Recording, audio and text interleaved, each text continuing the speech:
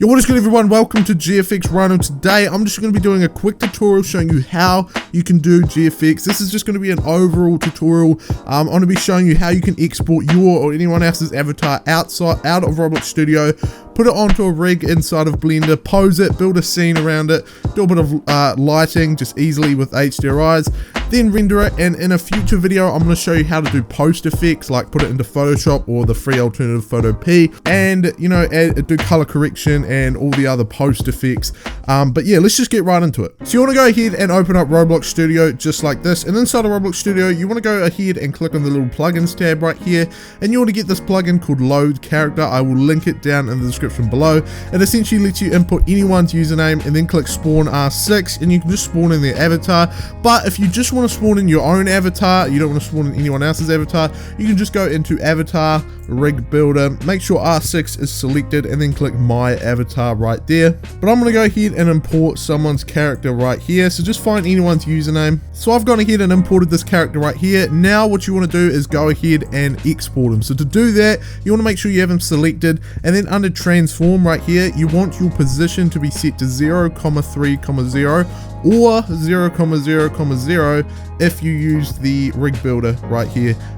That will set it so he's like in the middle of the entire map right here. This means when we export all the stuff and we import it onto the rig, it won't be like over here, for example. Like if you exported him while he was over here, then imported him into Blender, the Blender rig will be right here inside of Blender, so the accessories and stuff will be all over here.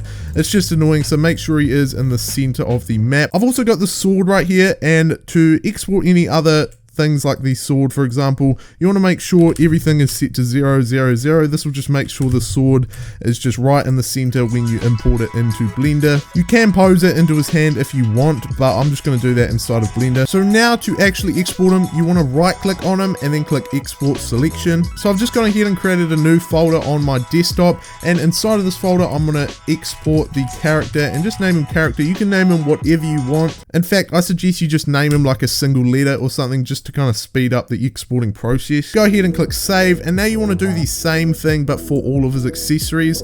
So I've just got the body armor and the hair, so I'm going to export the body armor, just call it body armor, and then save it, and then go ahead and do the same for the hair, just calling that here. So now I'm going to go ahead and export the sword. Now for anything that isn't actually a part of his character, for example the sword obviously isn't a part of his character, you want to export it into a different file, and I'll show you why in just a second. So I'm just going to go ahead and create a new folder inside of my new folder, and in here I'm just going to put in the sword. The reason we make a new folder for the sword is because, as you can see, the sword's texture right here is called handle1_diff.png, and now if we look at the character texture right here, it has the same name, handle1_diff.png. so the reason we make a new folder for the sword is if we don't and we just export the sword into the same file, it will then overwrite this file, so you won't have the character's texture anymore, you'll actually instead have the sword. Either way, now we're going to need a rig. So today I'm going to be using the Rhino Rig right here. It is version 1 of the Rhino Rig. If you're watching this in the future, there might be newer versions out,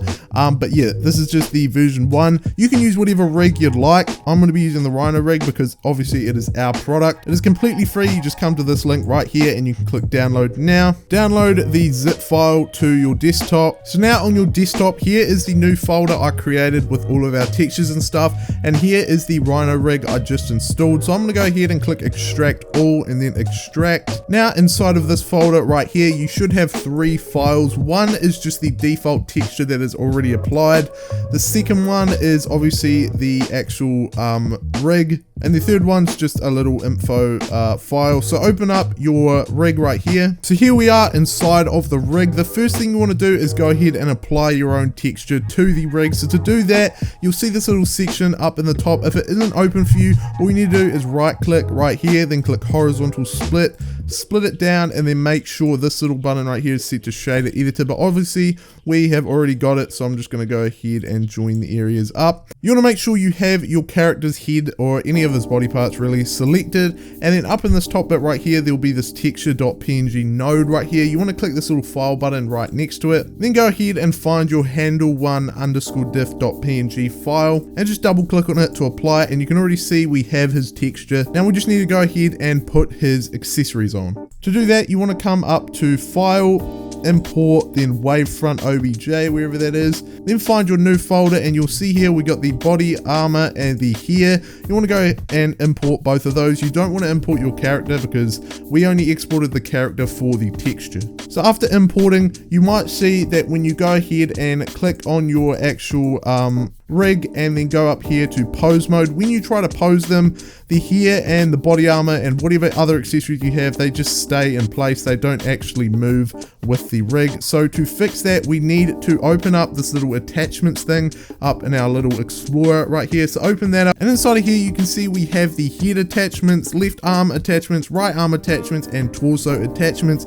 If you're using a future version of the Rhino rig, there are probably more attachments there, because I'm thinking of adding an upper torso attachment as well as an upper arm and even leg attachments and stuff. But either way, the fundamentals of it are still all the same. So to attach it, you want to make sure you are in object mode right here, and you want to click on whatever thing you want to attach. For example, for me, it's going to be the hair. Then you're going to go ahead and up in here, you're going to click control and then click, and this will go ahead and select your head attachments as well as the hair. Now hovering over the viewport, you want to go ahead and click control P, then go ahead and click bone right there. Now you see if I go ahead and pose him, you can see the hair moves along with the head and the whole rig. So that is awesome. Obviously we still have to attach the body armor. So to do that, it is the exact same, but just for the torso attachments instead. So you want to go ahead and select your thing you want to attach, select where you want to attach it by holding down control and then clicking, then hovering over the viewport, click control P and then click bone, and you can see that it is attached there perfectly. An issue is though with the Rhino rig is that you can see if I pose the upper torso, the body armor doesn't actually move along with it. So that's why I'm definitely going to go ahead and add an upper torso attachment in the next version of the rig, so you can attach it to the upper torso instead of the lower torso, which will still, I guess, kind of have the issue of it. I guess it would clip through your lower torso, but I guess it's just up to you to then just pose it so it doesn't clip through as much. I've also gone ahead and imported this like earth sword I found, just because the other sword, it was like the textures were all bugging out, and that will happen sometimes if you're importing stuff from the free models in Roblox Studio. They will bug out sometimes, so just be aware of that. I'm going to go ahead and select the sword, select the left arm because it is from his perspective, so this is left and this is right. So left arm, I'm going to hit control P and then click bone, and now it should be attached to his hand. So now what you can go ahead and do is select your armature right here, go up to this little tab thing up here, click on it, click pose mode, and now you can go ahead and click each bone and pose it however you'd like. So let me just test real quick. It should be attached to his arm. Yep, perfect. So now you can go ahead and pose them up however you'd like. So after you've done posing your character, now we're going to go ahead and build a scene. So building a scene is essentially just like building where he is. So for example, my guy, I'm thinking just because of the grass sword, I'm going to go ahead and put him in like a forest or something. I reckon like make a little like dirt pathway here with lots of realistic grass and stuff and some nice trees and all of that. But before you start with your scene, you might want to go ahead and click add and then camera right here, and this will just add in a camera. This means when you go ahead and actually render out your thing, it will be through the perspective of this camera. So to see what it looks like through the camera, you just want to go ahead and click this little button right here at the side, or click numpad 0. It'll take you to it. And if you ever want to move it around with WASD, you can simply just go to view, navigation, and then walk navigation. And then you can use WASD as well as Q and E to go up and down, as well as your mouse to move the actual camera. So I'm just going to go ahead and position him somewhere nice. I think that looks pretty good. So to stop moving around, you just want to click, and then it'll go ahead and position your camera right there. So that is awesome. Now we're going to go ahead and build the scene. So to start off with that, you want to click add and then mesh and then plane, and add in this little just flat plane right here. You want to go ahead and click S to then scale it up to whatever size you want. I recommend it not being too big, just as big as you really, I guess, need. Go ahead and under the object properties, set it to 0, and then go ahead and you can move it back if you want, because obviously this part isn't going to be visible in the camera. Now you can go ahead and build your scene around this. So if you want some trees, you can just get some free 3D models of trees in the background. You can get some realistic grass textures. But just to keep this video short, I am going to go ahead and just kind of skip this process. The idea of it is to essentially come to any of these websites. You can use Polyhaven here. It's got a bunch of very free very free, very good free models, as well as just searching up free 3D models. You can use any of these websites. A lot of them you need to sign up for. With Polyhaven you don't, which is really, really good. You can just come here and just download them just like that.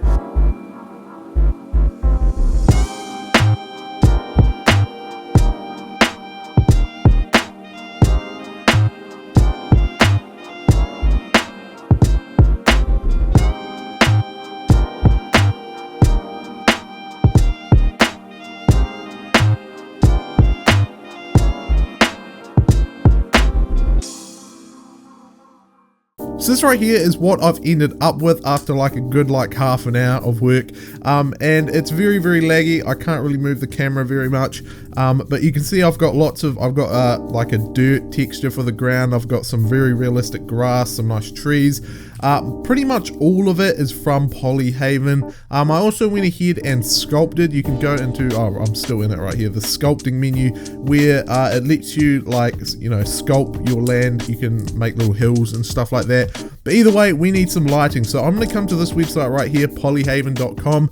This is a website I used, as I said just before, to get all of these models and textures and stuff. It's an absolutely great website, and I'm going to come under HDRIs right here, and HDRIs are essentially just like a way to cheat lighting. Like it's like pre-made lighting almost. So I'm going to go ahead and find a one that matches my scene. So I'm going to go ahead and use this Alps field right here, and I'm going to go ahead and download it. Make sure it is in an HDR format, and you can do whatever quality you like. I'm just going to stick with 4K. You don't really need anything above 4K. There's not really much difference unless you're doing some like super high quality like movie. So now after you've downloaded your HDRI, you want to come back into Blender and go up to your little shader editor, click on this thing right here and click world. Then you want to go ahead and click new to add a new world texture. Then find your little background and world output thing right here. Then you want to go ahead and click Shift A and then type in Enviro, just like that, and then it'll come up with environment texture. Go ahead and use that. It is quite laggy, but go ahead and connect that up. Then click the little open button. This will open up your file explorer where you can then find your HDRI file. Then you can just go ahead and render it out because it is pretty much done. But if you want to, for example, make the background transparent, because the HDRIs do come with these backgrounds, so if I were to render it right now, which I probably can't do just because it'll be so laggy, it would have the sky in the background, If you want to disable that, you can come under render, scroll down to film, and then make sure transparent is ticked. This will make it so the background is just transparent. I'm going to use the sky though, and what I'm going to also do, this is another thing you can do, is you can go ahead and click Shift A and then search up mapping, just like this, and use this mapping node right here. Connect the vector up to the vector on your HDRI. Then go ahead and add in a texture coordinate, so texture coordinate, just like that. Connect it up, and now what you can go ahead and do is, using the scale, rotation, and location, you can kind of change how it is. Obviously the rotation's going to rotate the HDRI. I can't really show what it's doing, but you kind of get what it does. It's going to rotate the sky, it's going to change where the sun position is, all of that stuff. But either way, that is pretty much it. Here is what the final render looks like. I haven't rendered it out yet, so I don't know what it looks like, but I'm assuming it looks pretty good. I'm going to also show you it after I've put on some extra effects and stuff. It's also going to be in the thumbnail as well. So anyway, that is pretty much it for this tutorial. So I want to thank you all very much for watching, and I'll see you all next time. Goodbye.